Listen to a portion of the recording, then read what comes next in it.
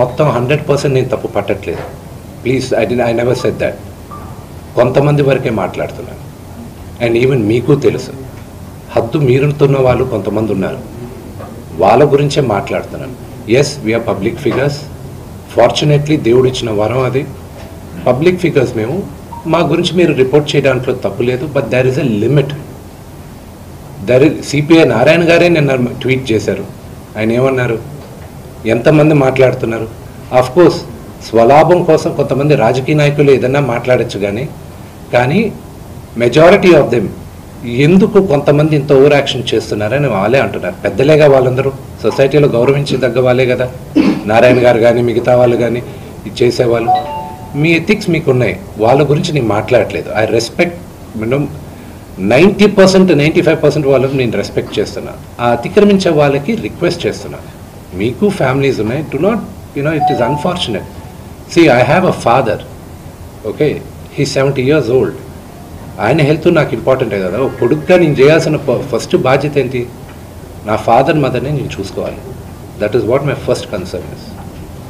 విష్ణు గారు ఎప్పుడు క్రమశిక్షణ గురించి మాట్లాడతారు, మీరు ఐకమత్యం గురించి మాట్లాడతారు, మేమందరం ప్రేమానురాగాలతో ఉన్నామని మీరు చెప్పుకుంటూ ఉంటారు. ఇప్పుడు మళ్ళీ అదే మొదటికి వస్తున్నాయి. ఎందుకు మీ మధ్య ఐకమత్యం చెడింది? ఎందుకు క్రమశిక్షణ తప్పింది? ఎందుకు ప్రేమాభిమానాల మధ్య ద్వేషం ఎందుకు వచ్చింది? Families are complicated. అదే ఎందుకు? I wish I knew. I had an answer for that. దానికి జవాబు ఉంది. ఆస్తుల వివాహమా? I wish I had an answer for it. ఏది ఒకవేళ ఆన్సర్ ఉన్నా కూడా నాకు మీకు నేను చెప్పడం నాకు ఇష్టం లేదు. But definitely not the marriage. రోజు తాగి వచ్చేసి బాగా గొడవ చేస్తున్నావు నువ్వు. ఎవరు వినయ్ రెడ్డిని కూడా ఆయన మన కోసం వస్తే అతన్ని కూడా నువ్వు కొట్టి అవమానించావు. లేదు, అది పొరపాటు. వినయ్ గారు నాకు అన్నలాంటి వాడు. మా నాన్న ఎప్పుడు చెప్తాడు, వినయ్ ఆయనకి మొదట పెట్టాలి. అంత క్లోజ్ మా నాన్నగారికి. ఆయన ఎప్పుడు ఎవరు చేయి చేసుకోలేదు. ఆయన పొరపాటును కూడా ఏమన్నా. ఆయన నాకు అన్న. అది నాన్నగారు ఏం మాట్లాడారో దాంట్లో ఒకసారి క్లారిటీగా వినండి. ఆయన ఏం మాట్లాడారో దాంట్లో క్లారిటీ ఉంది. దాని గురించి నేను వివరణ ఇవ్వాల్సిన అవసరం లేదు. ఓన్లీ దట్ వన్ కరెక్షన్ నేను చెప్పాల్సింది. వినయ్ గారికి నాకు ఉన్న సన్నిహితం దాదాపు ఒక 15 సంవత్సరాల నుంచి. ఆయన భారతదేశంలో గొప్ప గొప్ప స్థానాల నుంచి వచ్చారు, మీకు తెలుసు. అది నేను మీడియాలో చెప్పాల్సిన అవసరం లేదు. మీరందరూ కూడా ఆయన గౌరవిస్తారు. మీ అందరికీ తెలుసు ఆయన స్టేచర్ ఏంటో. ఒక అన్నలాంటి వ్యక్తి ఆయన. నాకు మా నాన్నగారే చెప్తారు ఆయనకు పెద్ద కొడుకని. సో దాని గురించి నేను ఎక్కువ చెప్పాల్సిన అవసరం లేదు. అండ్ ఆయన దాంట్లో చెప్పింది అది మీరు అర్థం చేసుకోవాలంతే.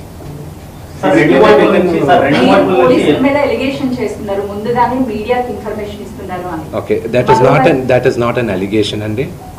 That is a fact. నేను అలిగేషన్ ఇవ్వట్లేదు. పోలీసుల దగ్గర నేను తీసుకున్న రిసీప్ట్ కాపీస్ దగ్గర పైన కూడా ఉంది.